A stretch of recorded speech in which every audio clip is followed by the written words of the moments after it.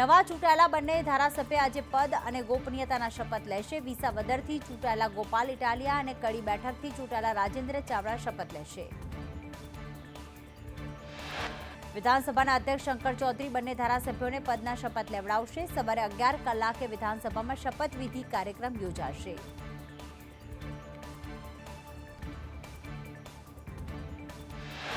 વિસાવદરના ધારાસભ્ય ગોપાલ ઇટાલિયાએ કહ્યું, હું રાજીનામું આપવાનો છું તે મેં કહ્યું જ નથી.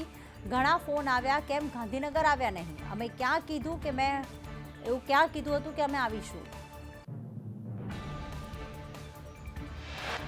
ટીવી વાળાને પણ ખબર છે હું બોલ્યો જ નથી, પ્રજાને પણ ખબર છે કે હું બોલ્યો નથી. મારું ખરાબ કેમ દેખાય તે માટેના ઉધામા કરવામાં આવી રહ્યા છે. ગુજરાત આરોગ્ય કર્મચારી મહાસંઘના પ્રમુખની અટકાયત. અપહરણ અને ખંડણી મુદ્દે રણજીતસિંહ મોરીની અટકાયત કરવામાં આવી. ચોટીલા પોલીસે પ્રદીપ પરમારની અટકાયત કરી. ખાનગી હોસ્પિટલના ડોક્ટર પાસે ખંડણી માંગ્યાની એફઆઈઆર. ગર્ભ પરીક્ષણ થતું હોવાનું કહીને 55 લાખ માંગ્યા. ડોક્ટરે પૈસા ન આપતા ચોટીલાની આસપાસ કારમાં ફરાયા હતા. તેમનું અપહરણ કર્યું હતું. ચૈતર વસાના લાફા કાંડમાં મુખ્ય ફરિયાદી સંજય વસાવાએ કહ્યું, ચૈતર માફી માંગે તો કેસ પરત ખેંચવા તૈયાર. ડેડિયાપાડાના બિરસા મુંડા ચોકમાં આવી માફી માંગે. ચૈતર વસાવા માફી માંગે તો માફ કરવા તૈયાર છું.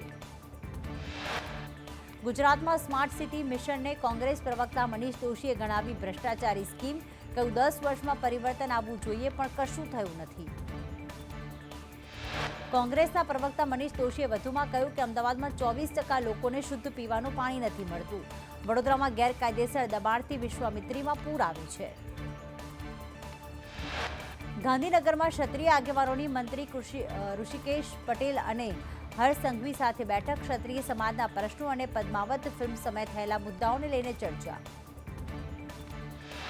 નવસારીના વાંસદામાં બિસ્માર હાઈવેને લઈને કોંગ્રેસે વિરોધ નોંધાવ્યો. ધારાસભ્ય અનંત પટેલની આગેવાનીમાં ચક્કાજામ કર્યો. બિસ્માર હાઈવે 10 દિવસમાં રિપેર કરવાની ખાતરી. સુરત જિલ્લા કોંગ્રેસ દ્વારા વિરોધ પ્રદર્શન. વિવિધ મુદ્દાઓ અને ભ્રષ્ટાચારના આક્ષેપને લઈને પાલિકા ગેટ પાસે ધરણા પર બેસી રામધૂન બોલાવી. જિલ્લા કોંગ્રેસ પ્રમુખની આગેવાનીમાં વિરોધ પ્રદર્શન કરાયું. છોટાઉદેપુર જિલ્લામાં ખુલ્લેઆમ દારૂના વેચાણ અંગે કોંગ્રેસના કાર્યકરો અને પીઆઈ વચ્ચે ઉગ્ર બોલાચાલી. ક્વાંટમાં ખુલ્લેઆમ દારૂની હેરાફેરી થતી હોવાના આક્ષેપ. ગુજરાત યુનિવર્સિટી કેન્ટીનમાં એનએસયુઆઈનો વિરોધ. કેન્ટીનમાં થતી ગંદકીના વિરોધમાં એનએસયુઆઈના કાર્યકરોએ કેન્ટીનની તાળાબંધી કરી. કેન્ટીનમાં સ્વચ્છતાનો અભાવ જોવા મળ્યો. ખુલ્લા ગંદા વાસણો અને ભોજન પર માખીઓ જોવા મળી. વડોદરામાં બરોડા ડેરીના ડિરેક્ટરના કુલદીપસિંહ રાઉલજીના ધારાસભ્ય કેતન ઇનામદાર પર આક્ષેપ. કુલદીપસિંહે કહ્યું, રેતી ખનન કેતન ઇનામદારના ઇશારે થાય છે. કુલદીપસિંહે કહ્યું, સરકારને દબાવવા માટે રાજીનામાનું પ્રેશર કરે છે. કેતન ઇનામદારને મારાથી તકલીફ હોય તો સીધી વાત કરે. વાયા લડવાની જરૂર નથી. વડોદરાના ડેસરની રાજપુર દૂધ મંડળીમાં ગેરરીતિના આક્ષેપ. બરોડા ડેરીના ડિરેક્ટર કુલદીપસિંહ રાઉલજીએ બનાવટી ગ્રાહકોના નામે દૂધ ભરી ગેરરીતિ આચરી હોવાના આક્ષેપ થયા. તો ગેરરીતિના આક્ષેપ પર કુલદીપસિંહે કહ્યું, વર્ષ 2020 સુધી કેતન ઇનામદારને ડેરીમાં ભ્રષ્ટાચાર ન દેખાયો અને 2022માં કેતન ઇનામદાર સામે મેં ઉમેદવારી નોંધાવી હતી. તે દિવસે કેતન ઇનામદાર ડેરી સામે પડ્યા છે. બરોડા ડેરીના ડિરેક્ટરની ચેલેન્જ બાદ ડેસર એપીએમસીના પૂર્વ ચેરમેન રાજેશ પટેલે આક્ષેપ કરતા કહ્યું, કુલદીપસિંહ દૂધ મંડળીમાં બોગસ મતદાન કરાવતા. તેમના કહેવાથી મેં પોતે બોગસ મતદાન કર્યું હતું. હું પોતે પણ બોગસ મતદાનનો ગુનેગાર છું. રાજેશ પટેલે વધુમાં બરોડા ડેરીમાં નાણાં લઈ પ્રમોશન આપવામાં આવે છે. અમે આરોપ નથી લગાવતા પણ હકીકત કહી રહ્યા છીએ. રાજદીપસિંહને ફ્રન્ટર શબ્દ કહેવો એ નિમ્ન ભાષા છે. હું દૂધ ન ભરતો હોવા છતાં સભાસદ બન્યો હતો. આ વખતે કુલદીપસિંહને ઘર ભેગા કરીશું. રાજકોટમાં જન્માષ્ટમીના લોકમેળાને લઈને ધોરાજીના પૂર્વ ધારાસભ્ય લલિત વસુઆએ માંગ કરી. વસુઆએ કહ્યું, સલામતીના નિયમોમાં સરકાર ફેરફાર કરે. રાઇડ ફિટિંગ બાબતના સરકારના નિયમો કડક છે. સાબરકાંઠામાં પૂંસરીના ગ્રામ્ય પંથકમાં પશુપાલકોએ દૂધ ઢોળીને વિરોધ કર્યો. 2 દિવસથી પશુપાલકોમાં આક્રોશ વધી રહ્યો છે. દૂધની ટેન્કરના વાલ્વ ખોલી હજારો લીટર દૂધ ઢોળ્યું. સાબર ડેરીમાં આવતા દૂધની નદીઓ રોડ પર વહેતી થઈ. ભાવફેર મામલે પશુપાલકો પોતાની માંગ પર અડગ. પશુપાલકો 20 થી 25% જેટલા ભાવફેરની માંગ કરી રહ્યા છે.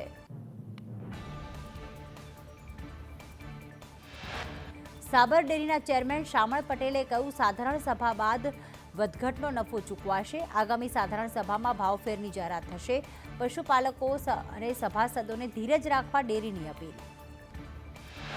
દર વર્ષે 15 જૂને દૂધનો ભાવ વધારો આપવા ઠરાવ કરાતો હોય છે. ગઈકાલે થયેલો પથ્થરમારો પૂર્વ નિયોજિત કાવતરું હતું.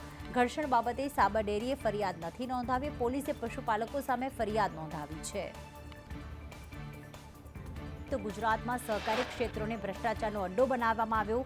સાબર ડેરીના વિવાદને લઈને કોંગ્રેસ પ્રવક્તાના ભાજપ પર પ્રહાર. કહ્યું, પશુપાલકોની હાલાકી સાંભળવા સરકાર તૈયાર નથી.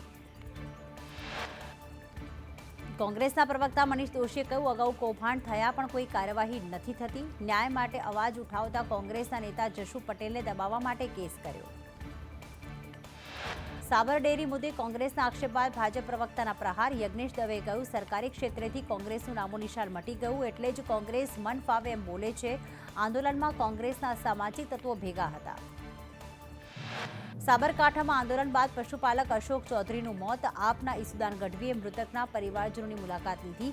મુલાકાત કરી પરિવારજનોને સાંત્વના પાઠવી. સાબર ડેરીમાં ભાવફેરને લઈને થયેલ ઘર્ષણને લઈને તપાસ માટે એફએસએલ ટીમ સાબર ડેરી પહોંચી.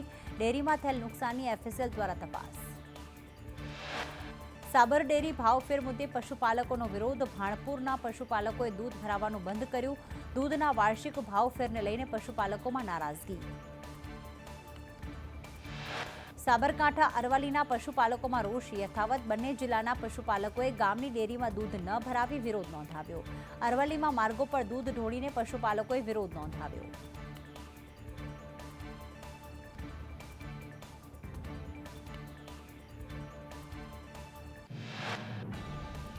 કચ્છના ગાંધીધામમાં નકલી પોલીસવાળો ઝડપાયો. નકલી પોલીસ બની લોકોને ધાક ધમકી આપતો લોકોએ નકલી પોલીસવાળાને અસલી પોલીસને સોંપ્યો.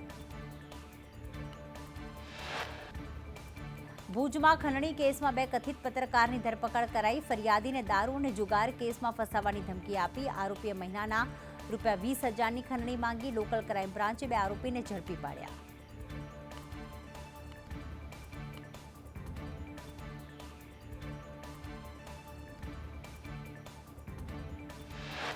મુખ્યમંત્રી ભૂપેન્દ્ર પટેલની અધ્યક્ષતામાં કેબિનેટની બેઠક મળશે. ગંભીરા બ્રિજ દુર્ઘટના બાદની કામગીરી મુદ્દે ચર્ચા થશે. તો બ્રિજની ચકાસણીની કામગીરીની પણ સમીક્ષા કરાશે.